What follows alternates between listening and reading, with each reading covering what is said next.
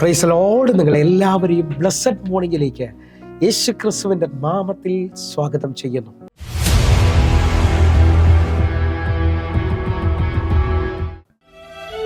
പ്രാർത്ഥനയ്ക്കുത്തരം നൽകുന്നവനേ, നിന്റെ സന്നിധിയിൽ ഞാൻ വരുന്നേ.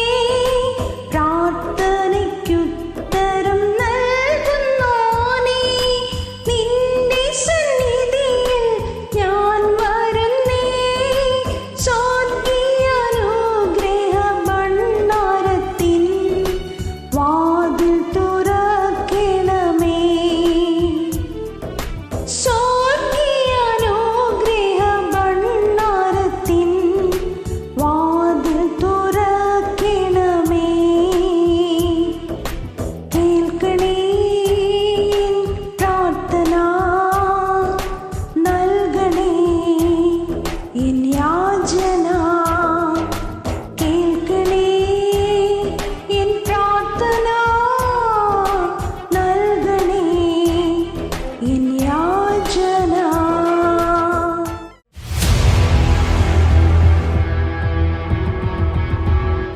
പ്രിയരെ, അനുഗ്രഹിക്കപ്പെട്ട ഒരു പ്രഭാതം കൂടെ നമ്മുടെ ജീവിതത്തിൽ അനുവദിച്ചു തന്ന വലിയവനായ ദൈവത്തെ നമുക്ക് ഒരുമിച്ച് ചേർന്ന് നന്ദി പറയാം. എത്ര പേർ പറയും, ഞാൻ നിന്നതല്ല, എൻ്റെ ദൈവം എന്നെ നിർത്തിയതാണ്? ഒന്നുകൂടെ പറഞ്ഞു കഴിഞ്ഞാൽ 2026 മാർച്ച് മാസം 27 വരെയും എന്നെയും എൻ്റെ കുടുംബത്തെയും കണ്ണിലെ കൃഷ്ണമണി പോലെ സൂക്ഷിക്കുകയും വിടുവിക്കുകയും ചെയ്ത വലിയവനായ ദൈവത്തിന് നന്ദി പറഞ്ഞുകൊണ്ട് ഈ പ്രഭാത ചിന്തയിലേക്ക് നമുക്ക് ഒരുമിച്ച് അടുത്തു വരാം.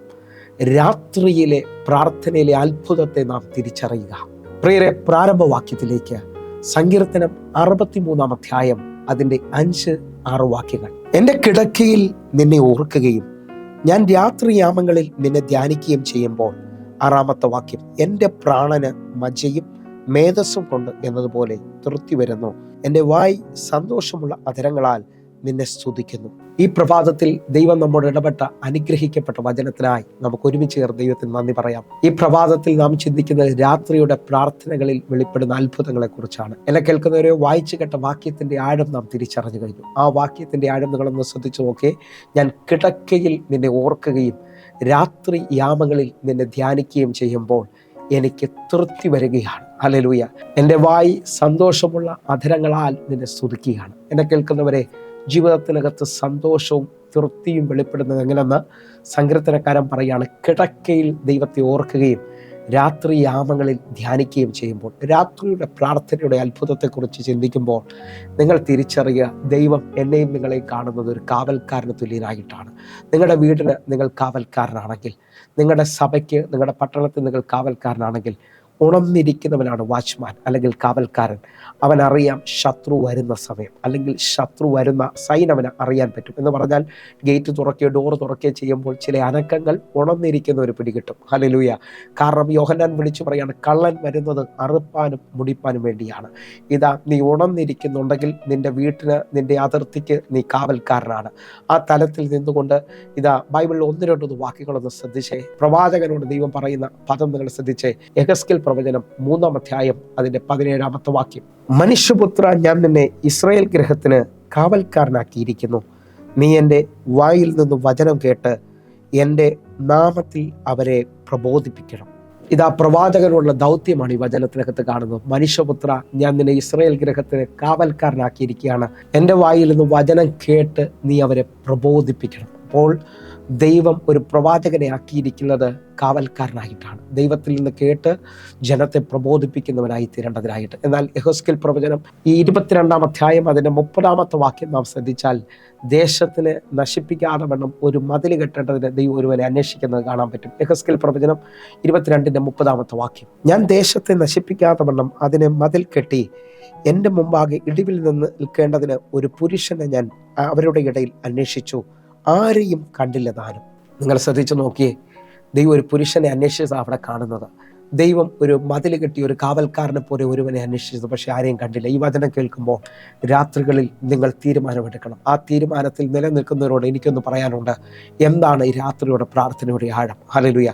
നാം എല്ലാം ജീവിതത്തിൽ പല സ്വപ്നങ്ങൾ കണ്ട് വാഗ്ദത്തങ്ങൾ കേട്ട് ദൈവികമായ നന്മകൾ പ്രാപിക്കാൻ നിൽക്കുന്നവരാണ്. പക്ഷേ നാം ഉറങ്ങുന്നവരാണെങ്കിൽ, നാം ആത്മീകമായി ഉറങ്ങുന്നവരാണെങ്കിൽ, ഭൗതികമായി ഉറങ്ങുന്നവരാണെങ്കിൽ നമ്മുടെ ജീവിതത്തിനകത്ത് ആഗ്രഹിക്കുന്ന സമയത്ത് പലതും നഷ്ടപ്പെട്ടു പോകും. എന്നാൽ നിങ്ങൾ തിരിച്ചറിയണമെന്ന് ഓർപ്പിക്കുന്നു. ചിലവർ വിസയ്ക്ക് വേണ്ടി അപ്ലൈ ചെയ്തിട്ടുണ്ട്, ചിലവർ വിവാഹത്തിന് വേണ്ടി പ്രാർത്ഥിക്കുന്നുണ്ട്, ചിലവർ എഡ്യൂക്കേഷന് വേണ്ടി അല്ലെങ്കിൽ വിദ്യാഭ്യാസത്തിന് വേണ്ടി ശ്രമിക്കുന്നുണ്ട്. പക്ഷേ ഇതൊന്നും തക്ക സമയത്ത് നടന്നില്ലെങ്കിൽ നമ്മുടെ ജീവിതത്തിൽ സമയം നഷ്ടമായി തീരുകയാണ്. പക്ഷെ പ്രാർത്ഥനയിൽ ഉണരുന്നുണ്ടെങ്കിൽ എന്താണ് സംഭവിക്കുന്നത് എന്ന് ചോദിച്ചാൽ, മത്തായിയുടെ സുവിശേഷം 13-ാം അധ്യായം അതിൻ്റെ 25-ാമത്തെ വാക്യം വലിയ ആഴമാണ്. മനുഷ്യൻ ഉറങ്ങുമ്പോൾ അവൻ്റെ ശത്രു വന്ന് ഗോതമ്പിൻ്റെ ഇടയിൽ കള വിതച്ച് പോയി കളഞ്ഞു. മനുഷ്യൻ ഉറങ്ങുന്ന സമയത്ത് ശത്രു വന്ന് അവൻ്റെ ഗോതമ്പിൻ്റെ ഇടയിൽ കള വിതച്ച് പോയി കളഞ്ഞു. എന്നെ കേൾക്കുന്നവരെ, കള വിതച്ച് പോയി കളയുകയാണ്. ശത്രു വന്ന് നന്മകളെ നശിപ്പിക്കുകയാണ്. ഞാൻ ആത്മാവിൽ വിളിച്ചു പറയാം, ഒറിജിനൽ ഉണ്ടെങ്കിൽ ഡ്യൂപ്ലിക്കേറ്റും ഉണ്ട്. പക്ഷെ ഒറിജിനലായവൻ കാവൽക്കാരനെ പോലായിരിക്കും. അവനെ നമുക്ക് തിരിച്ചറിയാൻ പറ്റും, അവൻ്റെ ഫലം കൊണ്ട് തിരിച്ചറിയാൻ പറ്റും. ഇതാ സങ്കീർത്തനക്കാരൻ പറയുകയാണ്, 126-ാം സങ്കീർത്തനം അതിൻ്റെ 5-ാമത്തെ വാക്യം പറയുന്നു, കണ്ണുനീരോടെ വിതയ്ക്കുന്നവൻ ആർപ്പോടെ കൊയ്യും. ഒരു വിതക്കാരൻ്റെ ഏറ്റവും വലിയ ആഴമെന്ന് പറയുന്നത് അവൻ്റെ കൊയ്ത്തിന് വേണ്ടിയുള്ള ആഗ്രഹമാണ്. ആ കൊയ്ത്തിൻ്റെ സ്വപ്നത്തിലാണ് അവൻ ജീവിക്കുന്നത്. ആ കൊയ്ത്തിന് വേണ്ടി ബൈബിൾ പഠിപ്പിക്കുന്നു, നീ 100 മേനി അല്ലെങ്കിൽ 30, 60, 100 മേനി വരെയും കൊയ്യുവാനായിട്ട്. വചനത്തിനകത്ത് നിൽക്കുന്ന ചിലരോട് ഞാൻ വിളിച്ചു പറയാണ്, നിന്റെ ജീവിതത്തിനകത്ത് ഒരു കൊയ്ത്തുണ്ട്. തക്ക സമയത്ത് നീ കൊയ്യും. കർത്താവ് ക്ഷാമകാലത്ത് ഇസഹാക്കിന് 100 മേനി കൊയ്ത്തു കൊടുത്തതാണ് കാണുന്നത്. ഞാൻ ആത്മാവിൽ വിളിച്ചു പറയാണ്, നിങ്ങളൊരു കാവൽക്കാരനെ പോലെ നിൽക്കുന്നുണ്ടെങ്കിൽ കള വിതയ്ക്കാൻ ശത്രുവിന് വരാൻ പറ്റത്തില്ല. നിങ്ങളുടെ ജീവിതത്തിനകത്ത് നിങ്ങൾ ഒരു അത്ഭുതം കാണാൻ പോയി. ഉണർന്ന് പ്രാർത്ഥിക്കാൻ പറ്റുന്നുണ്ടെങ്കിൽ ഉണർന്ന് പ്രാർത്ഥിക്കാൻ തയ്യാറാകുക. കാരണം ദൈവത്തിൻ്റെ നീതി രാത്രി കാലങ്ങളിൽ പ്രാർത്ഥിക്കുന്നതിന് വേണ്ടി വെളിപ്പെട്ട് വരും. 119-ാം സങ്കീർത്തനം അതിൻ്റെ 62-ാമത്തെ വാക്യം, നിന്റെ നീതിയുള്ള ന്യായവിധികൾ ഹേതുവായി നിനക്ക് സ്തോത്രം ചെയ്യുവാൻ ഞാൻ അർദ്ധരാത്രിയിൽ എഴുന്നേൽക്കും. നിന്റെ നീതിയുള്ള ന്യായവിധികൾ ഹേതുവായിട്ട് എന്ന് പറഞ്ഞാൽ നീതി വെളിപ്പെടാൻ തുടങ്ങിയാൽ, നിങ്ങളുടെ ജീവിതത്തിനകത്ത് ദൈവനീതികൾ വെളിപ്പെടാൻ തുടങ്ങിയാൽ നിങ്ങൾക്ക് ഈസിയായി കാര്യങ്ങൾ, അല്ലെങ്കിൽ നിങ്ങൾക്ക് സമയലാഭം ഉണ്ടാകും. ഹല്ലേലൂയ. പലതിനകത്തും പല ഗവൺമെൻറ് ഓഫീസിൽ ചെന്നാലും പല തടസ്സങ്ങൾ പറഞ്ഞ് ഒത്തിരി പേരെ നീക്കുന്നത് കാണാൻ പറ്റും. ഹല്ലേലൂയ. നാളെ വാ, അല്ലെങ്കിൽ അടുത്ത ആഴ്ച വാ, അടുത്ത മാസം. ചിലവർ കോടതിയിൽ ചെന്ന് കഴിഞ്ഞാൽ ഓരോ പ്രാവശ്യം കേസ് മാറ്റിവെക്കുന്നതാണ്. അവരുടെ നീതി നഷ്ടപ്പെടുകയാണ്. ചില കുടുംബ വിഷയത്തിൽ ഇന്നും വർഷങ്ങളായി കോടതി നിൽക്കുന്നവരെ എനിക്കറിയാം.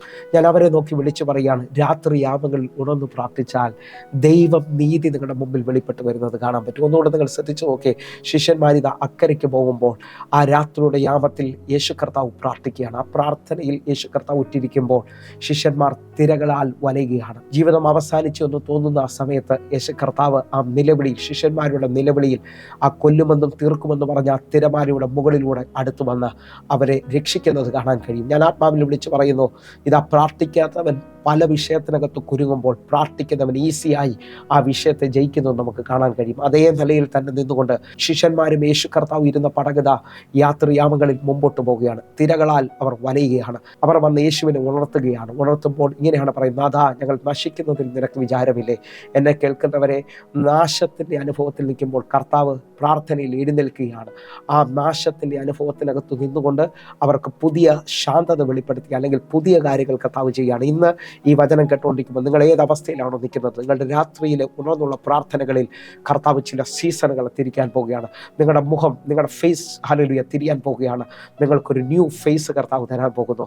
കർത്താവ് നിങ്ങളുടെ ജീവിതത്തിനകത്ത് വലിയ കാര്യങ്ങൾ ചെയ്യാൻ പോകുന്നു. ഒന്നുകൂടെ ആഴം വെളിപ്പെടുത്തുകയാണ്. ഇതാ അപ്പോസ്തലനായ പൗലോസും ശീലാസും ഹല്ലേലൂയ അവർ ചെയ്യാത്ത തെറ്റിൽ ഹല്ലേലൂയ അവർ അടിക്കപ്പെട്ടു, അവരുടെ ശരീരം മുറിക്കപ്പെട്ട് ഇതാ അകത്തെ തടവറയിൽ ആക്കിയിരിക്കുകയാണ്. എന്നാൽ രാത്രിയിൽ അവർ ദൈവത്തോട് പ്രാർത്ഥിച്ച് പാടി സ്തുതിച്ചു കൊണ്ടിരിക്കുമ്പോൾ അവരുടെ കാരാഗ്രഹത്തിൻ്റെ അടിത്തറ ഇളകിപ്പോയതായി കാണുന്നു. അവരെ കൂടെ നിന്ന് ഹല്ലേലൂയ മറ്റുള്ളവരെയും ചങ്ങല അഴിഞ്ഞു പോയതായി കാണുന്നു. രാത്രിയുടെ പ്രാർത്ഥനയിൽ നിങ്ങൾക്ക് മാത്രമല്ല അനേകരുടെ കെട്ടുകൾ അഴിയും. അനേകരുടെ കെട്ടുകൾ അഴിയുമെന്ന് വിശ്വസിക്കുന്നവരുണ്ടെങ്കിൽ എൻ്റെ കൂടെ ചേർന്ന് ഈ പ്രഭാതത്തിൽ ദൈവത്തിന് നന്ദി പറയണം. അപ്പോൾ എനിക്ക് പറയാനുള്ള ഒരു വെളിപ്പാട്, ജീവിതത്തിനകത്ത് അന്ന് പകൽ മുഴുവൻ അടിയും മുറിവേറ്റ് കാലുകൾ ആമത്തിലിട്ട് പൂട്ടി ഇനി ജീവിതത്തിനകത്തൊരു വഴിയില്ലെന്ന് പറയുന്ന ആ തലത്തിൽ നിൽക്കുമ്പോൾ പ്രാർത്ഥനയിൽ സ്ഥിര സ്ഥിരതയില്ലാത്തവന് ആ വേദനയിൽ, ആ മുറിവിൽ, ആ പ്രശ്നത്തിൽ പ്രാർത്ഥിക്കാൻ പറ്റത്തില്ല. നിങ്ങളുടെ ജീവിതം ഒന്ന് ശ്രദ്ധിച്ച് നോക്കണം. അറിയാം, ജീവിതത്തിനകത്ത് പ്രതികൂലവും പ്രശ്നം വരുമ്പോൾ പ്രാർത്ഥനയുടെ അനുഭവം ഇല്ലാത്തവന് പ്രാർത്ഥിക്കാൻ പറ്റത്തില്ല, അവൻ നിരാശപ്പെട്ടിരിക്കത്തേ ഉള്ളൂ. പക്ഷേ പൗലോസും ശീലാസും ഇന്നലകളിൽ പ്രാർത്ഥിച്ചവരാണ്. അതുകൊണ്ടാണ് ഇന്നത്തെ മുറിവിൽ, ഇന്നത്തെ വേദനയിൽ, ഇന്നത്തെ ചങ്ങലയിൽ അവർ പ്രാർത്ഥിക്കുന്നത്. നിങ്ങൾ പ്രാർത്ഥനയിൽ ക്രമപ്പെടുന്നവരാണെങ്കിൽ, പ്രാർത്ഥനയിൽ രാത്രിയാമങ്ങൾ ഉണരുന്നവരാണെങ്കിൽ, നിങ്ങൾ ചിലതിനെ ജയിച്ചു എന്നുള്ളത് സത്യമാണ്. നിങ്ങൾ ചിലതിൻ്റെ മേളിൽ അത്ഭുതം കാണാൻ പോകുന്നുള്ള സത്യമാണ്. കാരണം എന്താണെന്ന് ചോദിച്ചാൽ, ഇതാ അപ്പോസ്തല പ്രവൃത്തി 12-ാം അധ്യായത്തിൽ ഹെരോദാവ് വാളുകൊണ്ട് യാക്കോബിനെ കൊന്നു. അത് യഹൂദന്മാർക്ക് പ്രസാദമായി എന്ന് കണ്ടിട്ട് അവൻ പത്രോസിനെയും പിടിച്ചു. ഞാൻ ആത്മാവിൽ വിളിച്ചു പറയുകയാണ്, ദേശത്തിൽ അനീതികൾ വർദ്ധിക്കുമ്പോൾ, ശത്രുവിൻ്റെ ബലം വർദ്ധിക്കുമ്പോൾ, പ്രാർത്ഥിക്കുന്ന സഭയുണ്ടെങ്കിൽ, അർദ്ധരാത്രിയിൽ സഭ ശ്രദ്ധയോടെ പത്രോസിന് വേണ്ടി പ്രാർത്ഥിച്ചെന്ന് അവിടെ എഴുതിയിരിക്കുന്നത്. രാത്രിയിൽ പ്രാർത്ഥിച്ചു കൊണ്ടിരിക്കുമ്പോൾ ദൈവദൂതൻ അവിടെ ഇറങ്ങി, ദൈവനീതി അവിടെ വെളിപ്പെട്ടു വരികയാണ്. നിങ്ങൾ രാത്രികാലങ്ങളിൽ ശക്തമായി പ്രാർത്ഥിക്കുന്നവരാണെങ്കിൽ ദൈവനീതി ദേശത്തിൽ വെളിപ്പെട്ടു വരും. അറിയാം, ചങ്ങലകൾ അഴിയും, കാരാഗ്രഹങ്ങൾ തുറന്നു വരും. ആ നിലയിൽ തന്നെ നിൽക്കുമ്പോൾ ഒരു വലിയ ആഴം ഞാൻ വിളിച്ചു പറയുകയാണ്. ഇതാണ് ഈ പ്രഭാത മെസ്സേജിൽ ശ്രദ്ധിക്കേണ്ടത്. യേശു കർത്താവ് രാത്രിയിൽ പ്രാർത്ഥിച്ചവനാണ്.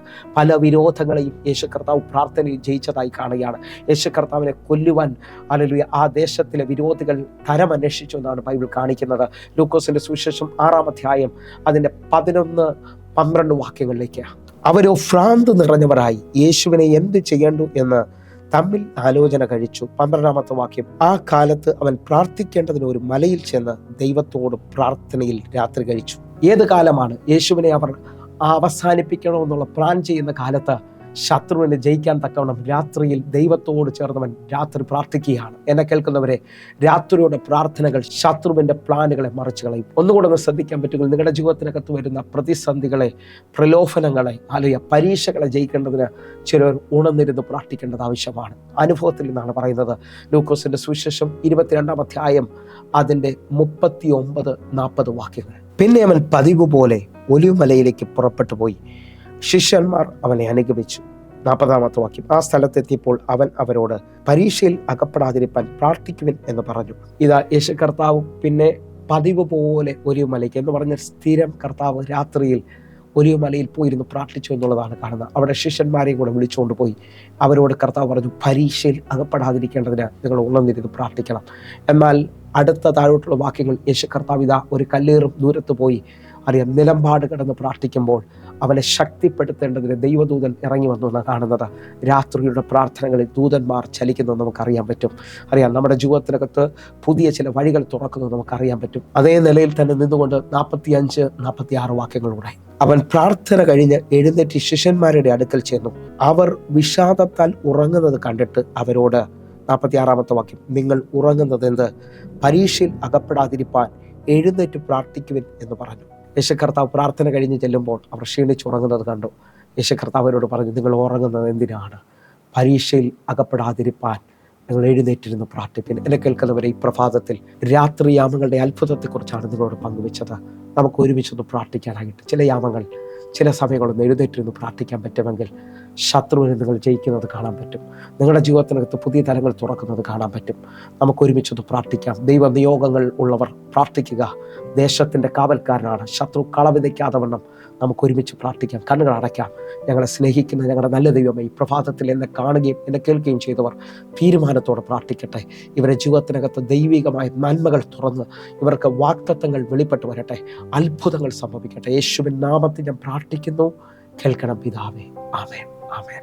പ്രിയരെ, ഈ പ്രഭാത സന്ദേശം നിങ്ങൾക്ക് അനുഗ്രഹമാകുന്നുവെങ്കിൽ നിങ്ങൾ ഈ യൂട്യൂബ് ചാനൽ നിങ്ങളുടെ അടുത്തൊരു സുഹൃത്തിലേക്ക് കൂടെ എത്തിക്കണമെന്ന് ഓർപ്പിക്കുന്നു. എന്നിട്ട് അവരോട് പറയുക, ഈ മെസ്സേജ് നിങ്ങൾ കാണണമേ, എൻ്റെ ജീവിതത്തിൽ ഇത് അനുഗ്രഹമാണ്. അങ്ങനെ ഉണ്ടെങ്കിൽ ഇത് മറ്റുള്ളവരിലേക്ക് ഇത് കടന്നു ചെല്ലും. അവരുടെ ജീവിതത്തിനകത്ത് ഈ വചനം പ്രവർത്തിക്കുന്നത് കാണാൻ കഴിയും. കാരണം ദൈവവചനത്തിന് ബന്ധനമില്ലല്ലോ. അതേപോലെ തന്നെ ഒരു സന്തോഷ വാർത്ത ഓർപ്പിക്കുകയാണ്. എല്ലാ ദിവസവും രാവിലെ 6 മണിക്ക് ഒരു അരമണിക്കൂർ നമുക്ക് ഒരു പ്രാർത്ഥനയുണ്ട്. നിങ്ങൾക്ക് സൂമിൽ കടന്നു വരാൻ പറ്റുമെങ്കിൽ കടന്നു വരിക. അതേ നിലയിൽ തന്നെ വൈകിട്ട് 6 മണിക്ക് നമുക്ക് സൂമിൽ ഹല്ലേലൂയ വ്യക്തമായ വചന സന്ദേശവും വിടുതലിൻ്റെ പ്രാർത്ഥനയും നടക്കുന്നു. ആരാധനയുണ്ട്. നിങ്ങളെ ഞാൻ ക്ഷണിക്കുകയാണ്. നിങ്ങൾ കടന്നു വരണമെന്ന് ഓർപ്പിക്കുന്നു. എന്നെ കേൾക്കുന്നവരുണ്ടെങ്കിൽ വൈകിട്ടത്തെ സൂം മീറ്റിംഗ് മിസ് ചെയ്യരുത്. വൈകിട്ട് എല്ലാ ദിവസവും ഇന്ത്യൻ സമയം 6 മണിക്കാണ് അത് തുടങ്ങുന്നത്. 8:30 വരെയും പ്രാർത്ഥനയോടെ നിൽക്കുക. കർത്താവ് നിങ്ങളുടെ ജീവിതത്തിനകത്ത് അത്ഭുതങ്ങളെ ചെയ്യട്ടെ. നിങ്ങളുടെ വീട്ടിൽ അഭിഷക്തന്മാർ ഓരോ ദിവസവും സൂമിലൂടെ കടന്നു വരികയാണ്. അങ്ങനെ ഒരു തലം തിരിച്ചറിയുന്നവരുണ്ടെങ്കിൽ ഇപ്പോൾ തന്നെ സൂം ഐഡികൾക്ക് വേണ്ടി വിളിക്കുകയും പ്രാർത്ഥിക്കുകയും ചെയ്യണമെന്ന് ഓർപ്പിക്കുന്നു. എങ്കിൽ അടുത്ത ദിവസം കാണുമ്പോഴേയും സ്വർഗത്തിലെ ദൈവം നിങ്ങളെ അനുഗ്രഹിക്കട്ടെ. കാക്കുമാർ ചെയ്യുമാറാകട്ടെ. God bless you. ആമേൻ.